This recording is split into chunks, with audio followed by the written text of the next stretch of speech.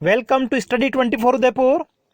आज के इस वीडियो में हम आरपीएससी राजस्थान लोक सेवा आयोग के द्वारा एक नोटिफिकेशन जारी किया गया है सांख्यिकी अधिकारी के लिए, स्टैटिस्टिकल ऑफिसर के लिए आरपीएससी के द्वारा एक नोटिफिकेशन जारी किया गया है। तो कुल कितने पदों के लिए जो आवेदन पत्र आमंत्रित किए गए हैं, आवेदन की प्रक्रिया क्या रहेगी, ऑनलाइन आवेदन जो मांगे गए हैं वो कब से स्टार्ट होगा, अंतिम डेट क्या रहेगी, आयु सीमा क्या रहेगी, क्या क्वालिफिकेशन रहेगी, इलिजिबिलिटी क्राइटेरिया क्या रहेगा, इन सब के बारे में आज के इस वीडियो में हम डिस्कस करेंगे। तो देखिए, इसका जो विस्तृत विज्ञापन है वो आप आरपीएससी की जो ऑफिशियल वेबसाइट है वहां से जाके डाउनलोड कर सकते हैं। तो देखिए, आरपीएससी के द्वारा 11 सितंबर को एक नोटिफिकेशन जारी किया गया है। ये नोटिफिकेशन सांख्यिकी अधिकारी स्टैटिस्टिकल ऑफिसर के लिए है और इस पोस्ट के लिए कुल 72 पदों के लिए जो है आवेदन पत्र आमंत्रित किए गए हैं। सांख्यिकी अधिकारी के 72 पदों के लिए आवेदन पत्र आमंत्रित किए गए हैं और इसका जो वर्गीकरण है आप यहाँ पे देख सकते हैं। ठीक है, जनरल के लिए कुल 17 पद हैं, उसका भी अलग अलग वर्गीकरण है। एससी के लिए, एसटी के लिए, ओबीसी के लिए, उसके बाद में एमबीसी और ईडब्ल्यूएस के लिए जो वर्गीकरण है वो यहाँ पे इस प्रकार का रहेगा जो आप देख रहे हैं। अब देखिए, आवेदन प्रक्रिया की अगर हम बात करें तो सबसे पहले हम शैक्षणिक योग्यता की बात कर लेते हैं कि इन पदों के लिए अगर आप आवेदन करना चाहते हैं तो आपके पास में कौन सी एजुकेशनल क्वालिफिकेशन होनी चाहिए। तो सबसे पहले जो एजुकेशन क्वालिफिकेशन है, अगर आपने मास्टर डिग्री कर रखी है, एमए इकोनॉमिक्स में कर रखी है सेकंड डिवीजन से, ठीक है, मिनिमम आपके पास में सेकंड डिवीजन एमए इकोनॉमिक्स में अगर होना चाहिए तो आप आवेदन कर सकते हैं। ठीक है, उसके अलावा कौन कौन से और कोर्स अगर आपने कर रखे हैं आप एलिजिबल हैं, तो देखिए सेकंड आपका है कि अगर आपने मास्टर डिग्री कर रखी है सेकंड क्लास से, किसमें, स्टैटिस्टिक्स में, अगर सांख्यिकी विषय में आपने मास्टर डिग्री कर रखी है तो भी आप इसके लिए एलिजिबल होंगे। उसके बाद में अगर आपने मैथमेटिक्स में एमएससी कर रखी है लेकिन मैथमेटिक्स में आपका जो एक पेपर है वो स्टेट्स का होना चाहिए। ठीक है, मैथमेटिक्स में अगर आपने मास्टर डिग्री कर रखी है सेकंड डिवीजन से लेकिन उसमें अगर आपका एक पेपर स्टैटिस्टिक्स का रहा है तो आप इन पदों के लिए आवेदन कर सकते हैं। और उसके बाद में अगर आपने सेकंड क्लास में, ठीक है, सेकंड डिवीजन से अगर आपने एमएससी एग्रीकल्चर में कर रखा है स्टैटिस्टिक्स में तो भी आप इन पदों के लिए आवेदन कर सकते हैं। इसके अलावा देखिए, अगर आपकी मास्टर डिग्री कॉमर्स में है लेकिन उसमें भी आपका जो एक विषय है वो सांख्यिकी होना चाहिए, स्टैटिस्टिक्स आपका एक विषय अगर रहा है तो आप इन पदों के लिए आवेदन कर सकते हैं। तो देखिए, सबसे पहले ये आपकी एजुकेशनल क्वालिफिकेशन हो गई है कि आपकी जो मास्टर डिग्री है या तो इकोनॉमिक्स में होनी चाहिए या फिर स्टैटिस्टिक्स में होनी चाहिए सांख्यिकी में, या फिर मैथमेटिक्स में होनी चाहिए। लेकिन मैथमेटिक्स में भी आपका एक पेपर कौन सा होना चाहिए, सांख्यिकी का होना चाहिए। उसके अलावा अगर आपने कॉमर्स में मास्टर डिग्री कर रखी है तो उसमें भी आपका एक पेपर स्टैटिस्टिक्स का होना चाहिए, या फिर जो एग्रीकल्चर स्टैटिस्टिक्स हैं उसमें अगर आपने एमएससी कर रखी है, ठीक है, मिनिमम आपके पास में अगर सेकंड डिवीजन है, फर्स्ट डिवीजन और सेकंड डिवीजन से अगर आपने ये मास्टर डिग्री कर रखी है तो आप आवेदन कर सकते हैं। लेकिन इसके साथ साथ में एक कंप्यूटर कोर्स, ठीक है, राजस्थान में अगर आप देखो तो राजस्थान में सरकार के द्वारा जो आरएससीआईटी का सर्टिफिकेट कोर्स होता है कंप्यूटर में, वो अगर आपने कर रखा है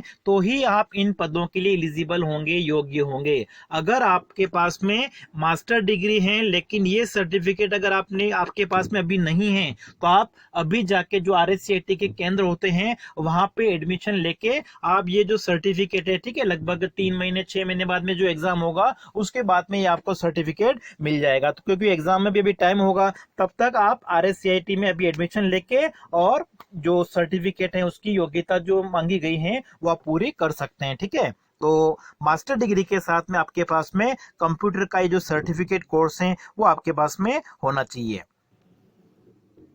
और अगर आपके पास में आरएससीटी का सर्टिफिकेट अगर नहीं है तो जो राजस्थान सरकार के द्वारा मान्यता प्राप्त सर्टिफिकेट होते हैं डिपार्टमेंट ऑफ इंफॉर्मेशन टेक्नोलॉजी जो है उनके द्वारा जो मान्यता प्राप्त सर्टिफिकेट है वो अगर आपके पास में है तो भी काम चल जाएगा। तो ये तो हो गई आपकी एजुकेशनल क्वालिफिकेशन की। उसके बाद में वेतन की अगर बात की जाए तो वेतन आपका जो पे लेवल होगा वो होगा पे मैट्रिक्स लेवल L12, और जो ग्रेड पे है वो कितनी है 4800। आयु सीमा की बात की जाए तो आयु सीमा जो है एज लिमिट उसकी गणना की जाएगी आपकी 1 जनवरी 2024 को। 1 जनवरी 2024 को आपकी न्यूनतम आयु कितनी होनी चाहिए 21 वर्ष। अगर 21 वर्ष से आपकी आयु कम है तो आप पात्र नहीं माने जाएंगे, और अधिकतम जो आयु आपकी वो कितनी होनी चाहिए 40 वर्ष। ठीक है, इसकी जो गणना है आयु की गणना वो कब होगी 1 जनवरी 2024 को आपके पास में न्यूनतम आयु 21 वर्ष होनी चाहिए और अधिकतम जो आयु है वो 40 वर्ष की होनी चाहिए। उसके बाद में देखिए सरकार के द्वारा अलग अलग जो वर्ग होते हैं उनको आयु की जो छूट प्रदान की जाती हैं वो भी आप देख सकते हैं। ठीक है, तो ये आप जो नोटिफिकेशन है उसको अगर आप डाउनलोड करोगे तो उसमें अलग अलग वर्गों के लिए जो छूट प्रदान की गई है वो आप देख सकते हैं। ठीक है, जैसे कि SC ST वर्ग हैं, पिछड़ा वर्ग जो होता है, ठीक है, उनको 10 वर्ष की छूट दी जाती है। अधिकतम जो आयु सीमा होती है उसमें 10 वर्ष की छूट दी जाएगी। अलग अलग कैटेगरी के अलग अलग हैं। विधवा तलाकशुदा अगर महिला होती हैं तो उनको 5 वर्ष की छूट दी जाती है। जो PWD कैंडिडेट होते हैं उनको भी 5 वर्ष की छूट दी जाती है अधिकतम आयु सीमा में। तो ये अधिकतम आयु सीमा में जो छूट दी जाएगी वो भी आप यहाँ पे देख सकते हैं।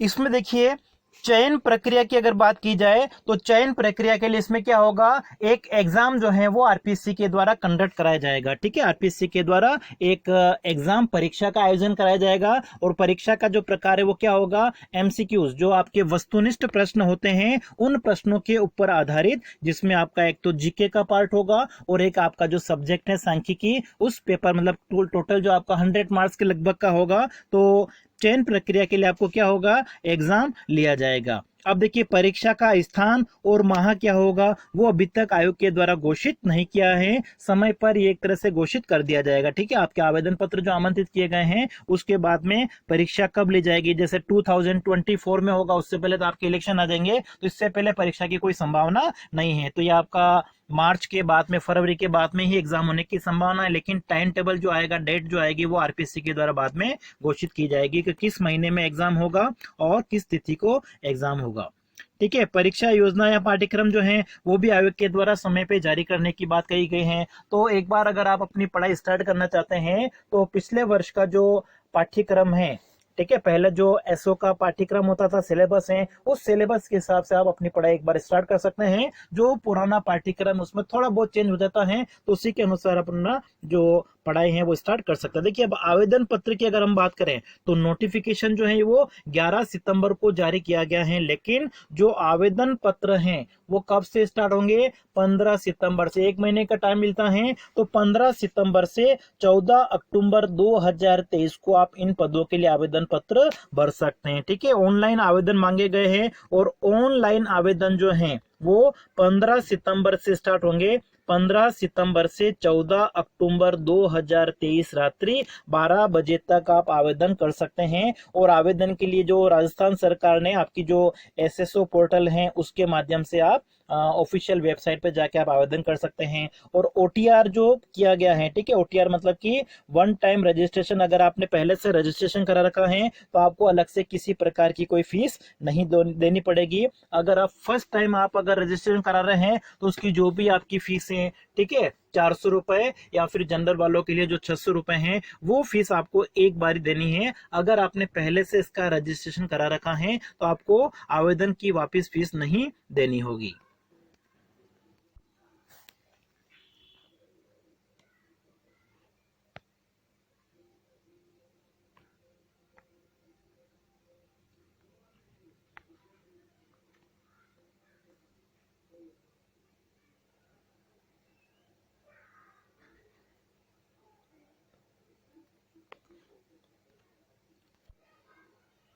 और देखिए इसमें एक चेंजेस किया गया है परीक्षा पैटर्न में कि पहले आपके जो OMR शीट होती थी उसमें 4 ऑप्शंस आते थे, ठीक है, लेकिन अब 5 ऑप्शंस आएंगे। अगर आप कोई क्वेश्चन अटेंड नहीं कर रहे हैं तो उसमें 5वां जो आपका विकल्प होगा उस गोले को आपको काला करना होगा। ठीक है, आपका जो भी पेन होगा, ब्लू पेन होगा, तो उस ब्लू पेन से उसको पूरा टिक करना होगा अगर आपने क्वेश्चन अटेंड नहीं करना चाहते हैं। ठीक है, अगर नहीं कर रहे तो उसके लिए भी आपका 5वां ऑप्शन आपको करना पड़ेगा। और इसमें एक चीज लिखी हुई है कि आपने जो क्वेश्चन अटेंड नहीं किए हैं अगर उसके लिए आपने गोला नहीं किया है, मतलब 10% क्वेश्चन से अगर ज्यादा में आपने नहीं किया है, तो फिर आप डिस्क्वालीफाई हो जाएंगे। मतलब जैसे कि आपके 150 क्वेश्चन पूछे जाएंगे, उसमें से अगर आपने 15 क्वेश्चन अटेंड नहीं किए हैं और उन 15 क्वेश्चन में आपका जो पांचवा विकल्प है वहां पे आपने गोले को नहीं भरा है, 15 क्वेश्चन से ज्यादा में अगर आपने ऐसा कर दिया, उसके बाद में अगर आप सेलेक्ट हो जाते हो, ठीक है, परीक्षा आपने पास कर ली है, तो भी आप एलिजिबल नहीं होंगे, आप इसको डिस्क्वालीफाइड माने जाएंगे। मतलब जो क्वेश्चन आप अटेंड नहीं कर रहे हैं उसके लिए आपको पांचवा जो गोला है उसको पूरा भरना होगा। और इसके अलावा विज्ञापन में डिस्कस मतलब डिटेल अगर आप डिस्कशन पोस्ट को पढ़ना चाहते हैं तो आरपीएससी की जो ऑफिशियल वेबसाइट है वहां पे जाके इस विज्ञापन को आप डाउनलोड करके सारी शर्तें जो है उसको पढ़ सकते हैं।